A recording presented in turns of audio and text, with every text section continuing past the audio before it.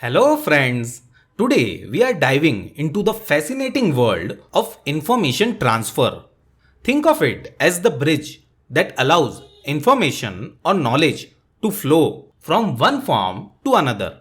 For example, an information given in form of a paragraph to be transferred to a table.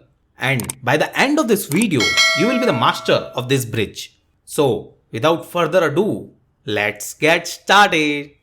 First, let's understand what information is. Information is data that has been processed, organized, or structured in a meaningful way to convey knowledge or information. Information is primarily divided into two types. Number one, verbal information, and number two, non-verbal information. Verbal information is communicated using spoken or written language. Examples: spoken lectures or presentations where information is conveyed through spoken words. Examples of written language could be paragraphs, reports, essays, or articles where information is presented through written form. Non-verbal information is conveyed via visual representation and does not rely on spoken or written language.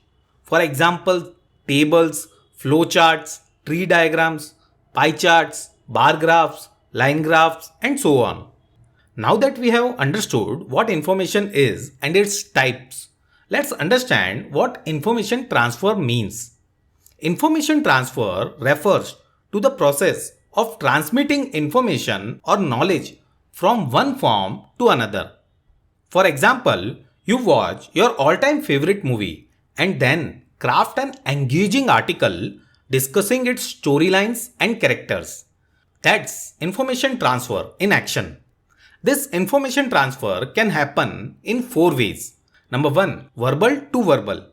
For example, turning a spoken lecture into a paragraph. Number two, verbal to non-verbal. For example, translating a paragraph into a eye-catching pie chart. Number three, non-verbal to verbal. For example, transforming a complex flowchart into a clear and concise paragraph. And number four, non-verbal to non-verbal. Think of converting a bar graph into an informative line graph. So these are the four ways of information transfer. In exams, generally only two types are being asked. Number one, verbal to non-verbal, and number two, non-verbal to verbal. Before we move on to the practical examples, let me ask you a question. Can you recall a recent situation where you have encountered information transfer? Feel free to share your thoughts in the comments below. Now, let's first examine an example of verbal to non-verbal information transfer. Read the following paragraph carefully and convert it into a tree diagram. A sentence in English consists of different parts. These parts include a subject, a verb, and sometimes an object. The subject is what the sentence is about. The verb is the action or state of being. And the object is what the action is happening to. For example, in the sentence, she eats an apple. She is the subject, eats is the verb, and an apple is the object. Here, we are given the paragraph and asked to convert it into a tree diagram. Now we know that a tree diagram starts with a root followed by the branches and sub-branches. After reading the paragraph, we understood that the main point of the paragraph is the sentence. So it is the root. Next comes its branches: subject, verb, and object. Following that, we have examples: she as the subject, eats as the verb, and an apple as the object. So this is our tree diagram. There are two important points to remember while transferring information from one form to another. Number one, cover all the important points during the information transformation process. And number two, don't add any additional information or examples that does not relate to the original form.